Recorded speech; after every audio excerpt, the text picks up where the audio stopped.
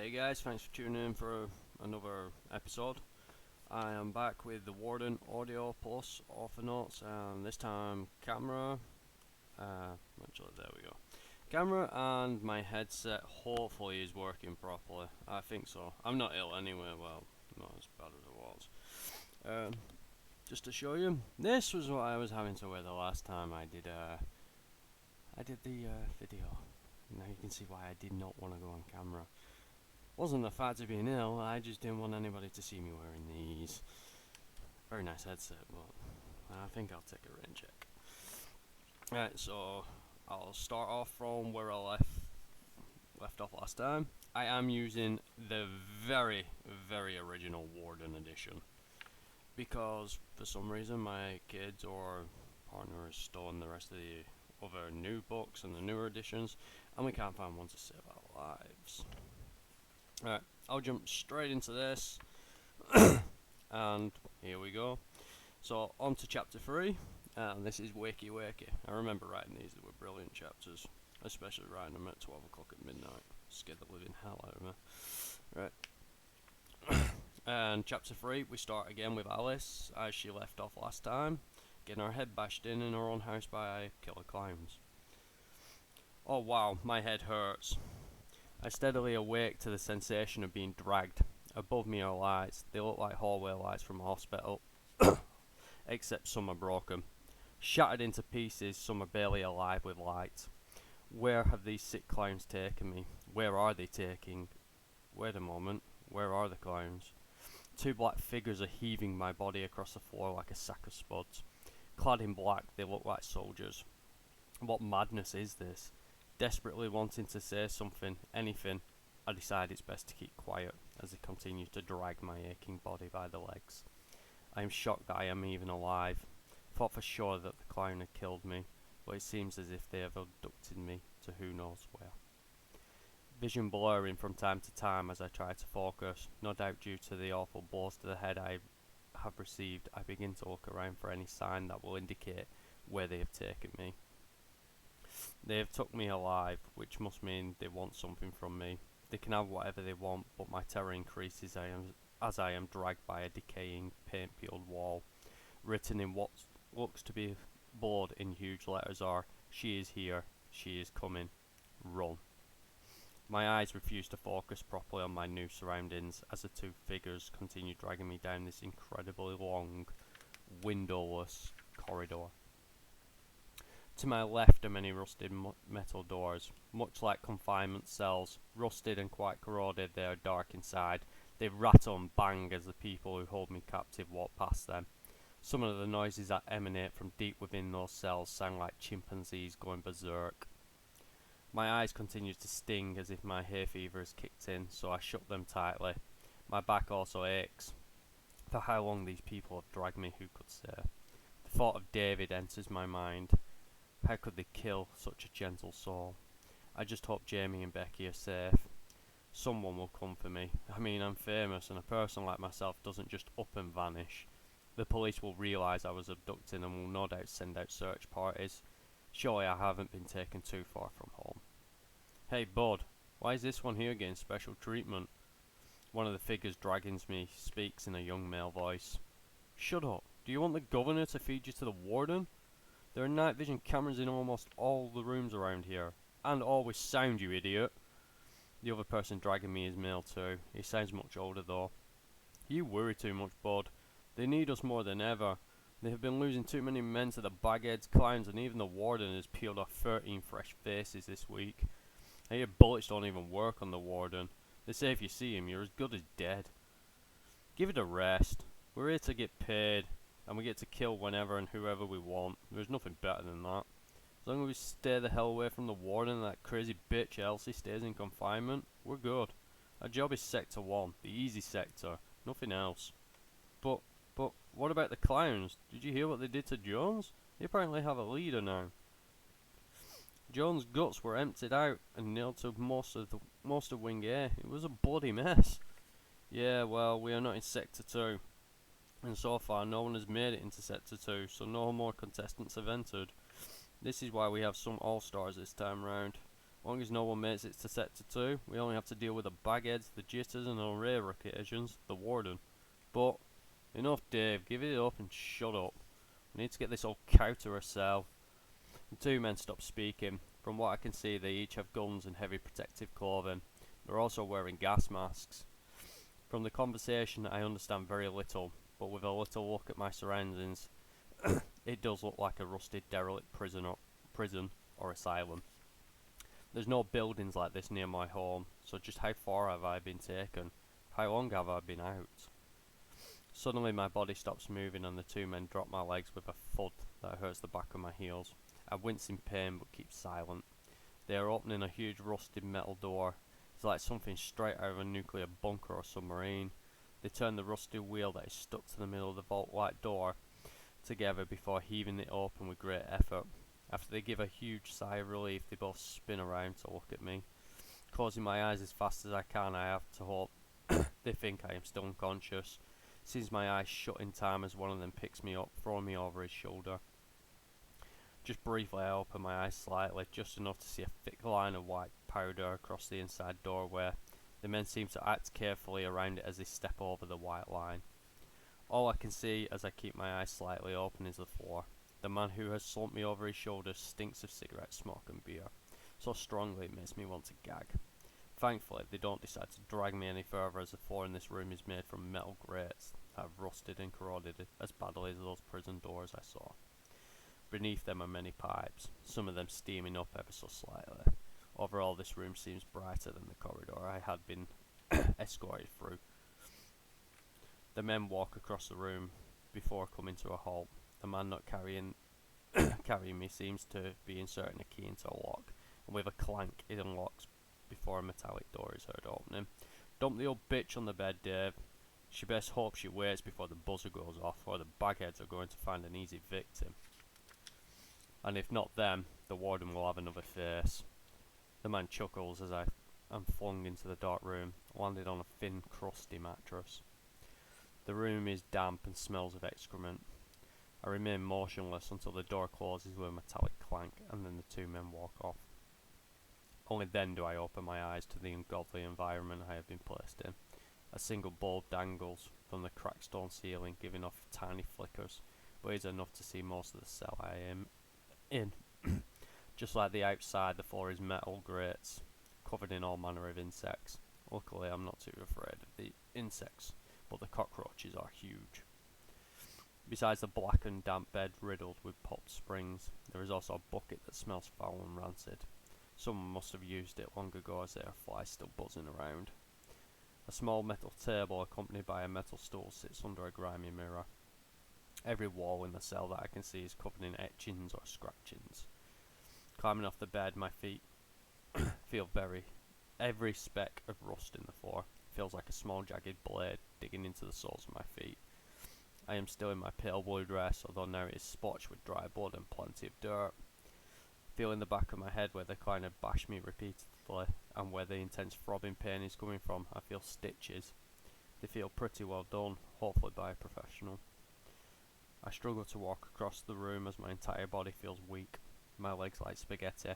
Using my hands, I pull back layers of thick grime that cover the mirror. It practically peels off. Wow, I am a mess.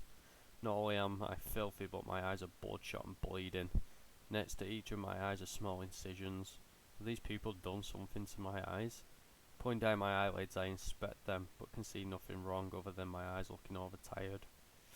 Walking towards the cell bars, I can see I am not the only captive. For as far as my eyes can see, there are more cells in the outside corridor. Male, female, young and old. There is a mix of people. Each have their own cell. Some don't seem to be awake as they lay on the disgusting mattresses. Others are petrified. One girl is cowering and rocking back and forth. She looks no older than my Becky. Only one person grabs my attention, and that is a guy who is leant against his cell wall smoking a cig. Due to the angle, I can barely make him out, but he is either incredibly calm or a world-class poker player. None of these people make much noise apart from the odd sobbing or a whimper. Looking down to the end of the corridor, I can see a wooden table that the two soldiers are sat down at, the guns resting at the side of their chairs. They're playing cards and chatting amongst themselves. About to shout out, my tongue freezes and so does my body as a low crackling noise sounds out from behind me. I turn to see what the low crackling is. In the far back of the room is a very old television that has come to life, almost magically. It is small, and the sound emanating from it is low. Still, I find myself wandering over to it. As I look around, I can see many other people in their cells have started to stir too. Perhaps all of us are now sharing the same circumstance. From what I can see, the other prisoners have a telly coming to life in their cell too. Nothing but static appears on the screen, but after a moment I can hear soft speech coming through. Running my hands all over the telly, I can find no buttons to turn the darn thing up. The noise continues, and with little choice I kneel down close to it, place my ear next to it so I can hear the man's voice a little clearer. Good day, little lambs. This is the governor speaking. Today I welcome you to the beginning of the 9th Horror Games, and the last. This time around, we are going all out in spectacular fashion. Some of you are here by choice, and others, not so much. Tough luck, I am afraid. Now then, the rules of the game are simple. Survive by any means necessary, and escape the prison. Seems simple enough, right? But here is the catch, little lambs. The prison is crawling with vicious psychopaths. Gentle ones too, if you can believe that. Along with these murderous and crazy people, there are some of Dr. Leonard's experiments on the loose. And spooky undead. Woo! The man's voice fades for a moment and then returns. So then, as per the rules, I am now going to give you all some pointers and guidance. Throughout this modified network of steel madness, there are many hidden videotapes located in certain rooms. Depending on how dangerous the area, the more important the information will be on the videotape when played. If you so wish to win the game and escape, you will need to find these videos as they contain very important codes for very important doors. Trust me, you will not be able to progress without them. Okay, so now that the small talk is done with, let us get down to the nitty gritty. If you are not aware already, the prize you are playing for is your life. This should be obvious by now. There is another brief pause, and the sound of the man sipping a drink before he continues his speech. After the last batch of lambs died so pathetically quick in the 8th Horror Games, we have decided to issue out some guidance tips, so do listen closely. Tip 1. Do not get caught inside the prison corridors during daylight hours. Doors lock once daylight hits, and the crazies, well, let's put it, you will be easier to find and kill. Tip 2. There are safe zones sprawled throughout the prison, and you can sleep almost safely within them during the day. Mercenaries guard these rooms and keep the crazies and undead at bay. Be warned, they do not keep the warden out, and they have been known to get overrun by crazies. To find the location of these special zones, find the videotapes. And tip 3. Behind the television you shall find a torch. It is up to you how you use it. 4th tip. Buzzers will randomly select one of your cells to open so that you can go on your merry way. 5 minutes after, another cell will open at random, and so on. And last but not least, there can only be one winner, should anyone win at all. Remember that the other players are not all what they seem to be. There are a good deal of serial killers amongst you guys. Heck, they're almost as bad as the crazies. Now, don't die too quickly, enjoy killing one another, and if you didn't before, I would really start believing in ghosts rather quickly. And with that last statement, the telly goes dark, and so does the cell. It seems like all the power has been cut off, or rather certain areas have. There is still a dim light from the corridor. So I have been abducted by killer clowns and entered into some sick horror survival game. Is this a joke? Is this even real? Prison filled with crazy killers? I have no doubt that this is more likely correct, but believing in the undead? Really? All I have to do is survive and make it out.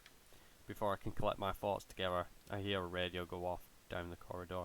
Hey, Bud, Dave, you two need to get the hell out of there now. The warden is heading in that direction. He's in corridor D right now. Be careful not to go down corridor G.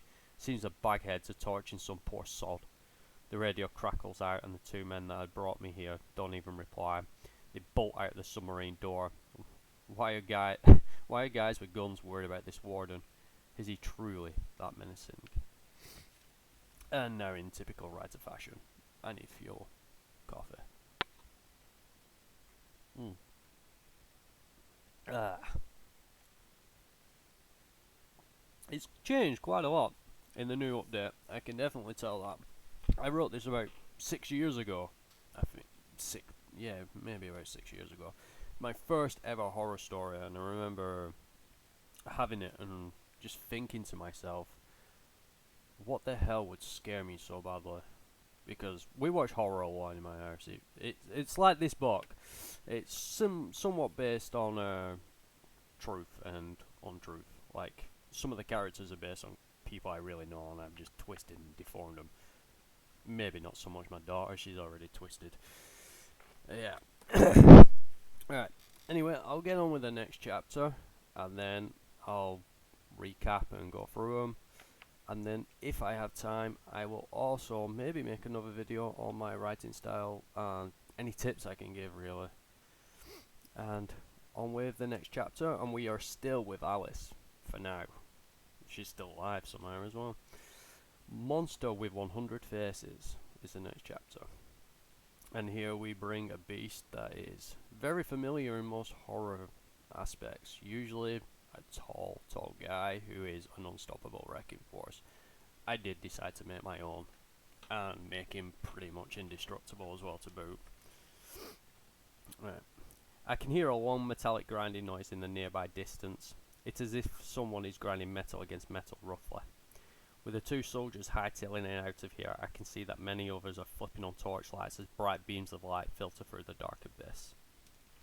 Searching behind the now lifeless television, I do indeed find a large torch, like the governor off the telly said I would. It feels heavy as I pick it up and can probably be used as a club. Numerous people are now shining their own torches. Just how many of us have been placed in this sick game? We are like rats in metal cages. The metallic grating noise draws closer by the second, and even though the captives are whispering, the sounds of huge boots, rustling chains, and that awful metallic sound are prominent. With one long, ear-shattering, gut-clenching groan, I see the lights dart towards the submarine door. Trying to position myself for a better view, I can make out a figure. It is huge. Whatever or whoever it is blocks the entire doorway. Is this the warden those men are so terrified of? I want to light up my own torch, but when I flick the switch up and down, no light comes out. Is it broken, perhaps? Unscrewing the damn torch reveals that there are no batteries inside it. What bloody use is this, then? Right now, it is only good for a paperweight or a big bludgeon. Throwing it onto the crusty bed, I can see two other cells that have no lights emanating from them. One is where I'd seen that calm man smoking. Is his torch broken too? Thud. Thud. It seems the warden is now inside the long corridor of cells. The overhanging light in the corridor fizzles out on this person's arrival. Even that doesn't want to be near this guy. Multiple torchlights begin to collect together, desperately searching for the source of the noise outside the cells, and when they land upon the warden, there are multiple gasps of horror. Even I find myself gasping. Surely that monster is not human. It must be 10 feet tall and bulkier than a bodybuilder. Beams of light continue to converge on the giant and engulf him, making him visible to all. He stands still, much like the clown did back at my house. I say he because he doesn't appear to have the figure of a female. Vomit gathers in my throat, but fear keeps it down. This monster is covered head to toe in faces. People's faces. Some old, some young, and lots of them are bloody. Some have leather-like textures, whilst others have deep expressions of fear. True horror. That is what this monster outside my cell resembles. Every face covering the mass of the giant appears to have been stitched onto it, and more have been stitched onto the monster's pants. One of the few pieces of clothing it is wearing. There must be hundreds of faces. The monster's head alone is a collection of several other people's faces, and these seem to have been stapled together with metal pins. Its hands are the only body part not covered with another person's flesh, but they are as black as coal. I and the others can also see why we are hearing like grating metallic noises. In the warden's giant blackened left hand is a dirtied handle of the biggest cleaver I have ever bore witness to, stained in dry blood and covered in clumps of flesh. Rusted pieces of metal have broken off, making the cleaver jagged. The cleaver itself must be bigger than I am. Around the warden's waist is a chain. Several still bleeding heads of victims dangle off it. Hooks impale in their eyes. They are like hunting trophies. Another groan comes from the warden, as many of the torchlights begin to disappear. People are terrified, and so am I. He continues to walk down the hallway, past cells, and thankfully he walks straight past mine. His feet are heavy as they connect with the floor. It feels as if the floor is shaking with each step, and then there is that dreaded cleaver being dragged along it. The warden continues down the row of cells until a siren starts wailing. It sounds like an old-fashioned air raid alarm. After a moment, flashing red lights begin to whirl above the cell doors. I can only guess that it means one of the cells is about to be unlocked. Please not my cell. Please not my cell. I find myself muttering under my breath. Why are the doors about to open now when this monster is loose? Why me? Why the hell am I even here? As I begin to sob, the alarm cuts out and a light flickers on above a cell door across from me.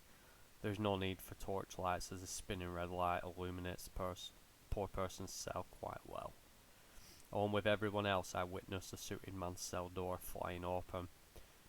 With a long whining creak all on its own, the man stands rooted to the spot, trembling, as the warden begins to double back, clearly heading for the cell. There is lots of commotion in the other cells as people begin muttering and talking amongst one another.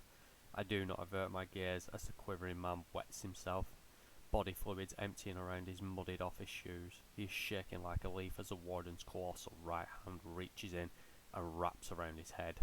The hand is so large it envelops the man's skull as the warden easily lifts him out of the cell and high into the air. The acrid smell of feces and urine fills the air as the man soils himself. Please, don't, please, I have a wife and kids, please don't kill me. The man's pleas fall on deaf ears as the animal with 100 faces lifts him to the height of the roof. Once more the warden lets out a low groan as he lifts a giant cleaver and slices the man's head from his body.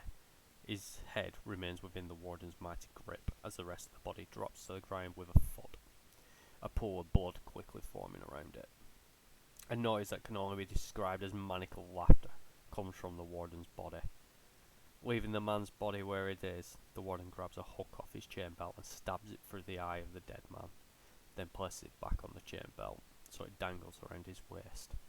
Fear is kept down, the only vomit I have, but now I find it slowly chugging out and onto my cell floor. Only liquid seems to come out, but it smells rancid. I can hear others around me chucking up their own stomach contents or crying wildly. What madness is this place?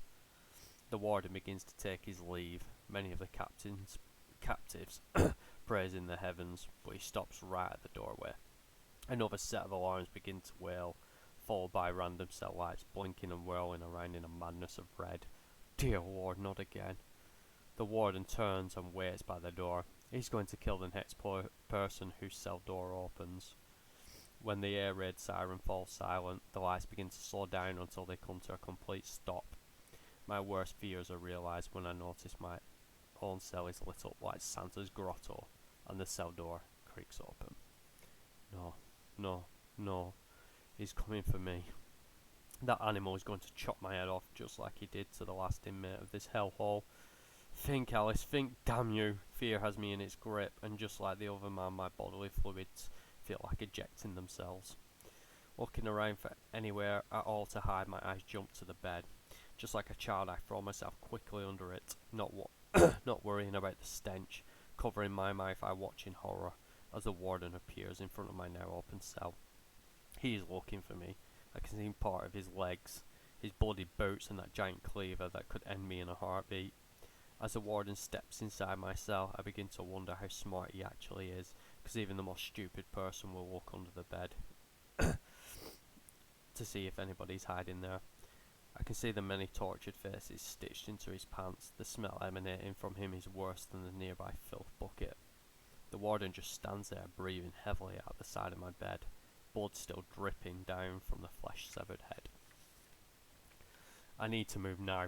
My eyes go to the open cell door, and unless I want to die, I will have to chance it all and run for my life.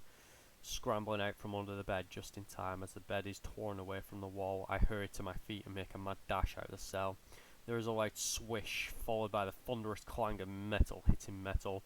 The cleaver must have hit the cell bars, but I am not about to turn back and find out. I run for that damn submarine door. Thud, thud, thud, thud. Fuck, he is chasing me. The sound of his steps are so fast, no doubt his strides will be longer than my own. Making it to the door, I hear a female voice yell, "That's it, Warden, kill the old bitch!" The statement is followed by cheers. These must be the willing participants. Escaping out of the submarine door as the Warden is in fast pursuit, his cleaver dragging behind, although it sounds much worse now because he is running and hunting only me. Outside the hall of cells, I have two directions to choose from, left or right. Two corridors split off and both are barely lit. I decide to run right with all speed. The corridor itself looks like that of a hospital, long and narrow with vinyl floors, although these ones are covered in dust and rubbish. Diving into the first blackened out doorway I can find, I wait, holding my breath, as that dreaded noise fills my ears. Thud, thud, thud, thud. Even though it's quite dark, I watch as the Warden sprints right past where I am hiding. A huge gust of foul-smelling air follows in his wake, and after a good couple of seconds, all fall silent. Several minutes pass by, and all becomes eerily quiet. Still I stand with hands over my mouth. I don't even look to see what room I am standing in. I'm just stood by the side of the door frame that has no door. If he is checking rooms, I will be dead soon. Should I move to a better hiding spot, or should I stay? Leaping out of my skin as a siren begins to wail in the distance. I hear heavy breathing nearby. Holy Christ, the Warden must be waiting out in the corridor. If I had just set one foot out of the door, there is no doubt in my mind he would have caught me. Either way, he's heading back towards me. Feeling like I can't breathe, I hold my breath as a massive shadow fills the door frame. Sticking myself to the wall beside the door like glue, I notice a head put through. I sink down low, without making a noise. He's scouting for me. The siren continues to sound and then comes to the dramatic stop, and with that the monster pulls his head back and starts the tedious task of heading towards the cells. Whoever has just been released is in for the shock of their lives. Trembling and shaking with dread, I try to recall what the governor guy had said through the television. If I want to survive, I need to find the videotapes. But how can I do that? Not only do I not know where I am, I have no map of this place, and there will be others, like that giant animal, roaming the rest of this prison. And with that, that is another 2 chapters complete. Again, it is a really, really old edition. The story's quite changed in the newer one. It's better. I wrote this as my first delve into horror, and I wrote it in third person as well, which, when editing through, was horrendous. I'd made so many mistakes, and there is even more mistakes in there. The greatest tip that you'll ever hear on the internet for any writer is make sure to look for adverbs. Adverbs destroy story. This filled with adverbs that I literally skipped while I was reading this. The newer one, not so many, because adverbs constrict the story, and they can be much better ones in place. There's also a few tidbits in there that have also changed to more or less suit and fall in line with the rest of the story for Warden 2, Warden 3, 4, and then into the final Warden 5, which they're all finished, but I still need to edit, get the artwork done, and then put them out. So, with regards to poor Alice in her predicament, again, I wanted a middle-aged woman, someone who's just normal, and I wanted to put her in a living hell, and, you know, usually it's kids or something else that inherit the mantle and become some kind of prophecy. I just wanted some normal gal that I could destroy and break down. And then I just threw a family in the mix as well for the pure hell of it. Quite evil and sadistic, I know. Now, with the Warden himself, I won't give away his true name yet if you haven't read the Warden series. He does have a name and he has a backstory. The rest of it is quite well thought out. And if you haven't yet, there is a side story that runs in my DP Tighe fan club, and it's called Parasite Zero. It focuses on how the Warden is actually made, what makes him to be this monster. Not that he wasn't a monster beforehand, it's just he's now literally unfreaking killable. Soon enough in the story, we will be actually switching to some more psychotic characters. Very soon, I should expect. Now, although the first book is quite small, I was kind of disappointed myself in it because I got some bad feedback as well from it. Mostly of friends, some family that actually read it. Most family don't even touch my work. I have no idea why. They just, I guess they don't like reading. But the main feedback that I got from the Warden one was there wasn't enough, and I left it on a cliffhanger. I love cliffhangers, but I left it on a major cliffhanger, and it annoyed people. So when I'd actually finished the first book and I chopped it, and I was thinking it is quite small. It's pretty much a novelette because it's about 90-ish pages. But as soon as I finished it, I started writing book 2. I just went straight on. I wrote book 2, and then I thought, you know what, that's good. I straight on wrote book 3, and then I continued from there. But when I started reading some of the reviews back, like, oh, it's a bit too short. In the newer editions of the Warden, I went in and I made sure to put an extra chapter or two from the Warden 2, because it made the transition a little better because of how the first 2 chapters end in the Warden 2. Actually made it more perfect sense for the Warden 1's ending, so I kind of jibbed and screwed myself over in a way. Kind of really bad. But anyway, back on to Jacob. Now, you'll see this through most horrors. Jason, for instance, he is big guy, walks around with a machete, loves killing people, unkillable, unless you usually take him to Camp Crystal, I believe. I'll probably get jibbed on the lore of it from proper Jason fans, but it's right. Resident Evil have their own. You've got, you got Mr. X, Nemesis, and the latest you've got a big bimbo. I call her a bimbo. I think she's a vampire witch or whatever she is. Lady Demetria. Oh, I can't even pronounce it. All I know is I killed her and I evaded her, and that was good enough for me. But what else have we got? Oh, and Silent Hill. Silent Hill has their very own as well. Pyramid Head, who is, yep, he goes around with a giant cleaver as well with Pyramid Head, and oh my god, he gave me nightmares as a child. But onto the other nitty gritty bit. So I wanted my own character like that, and I wanted his own lore, backstory, and the rest of it. So I developed the Warden purely for this.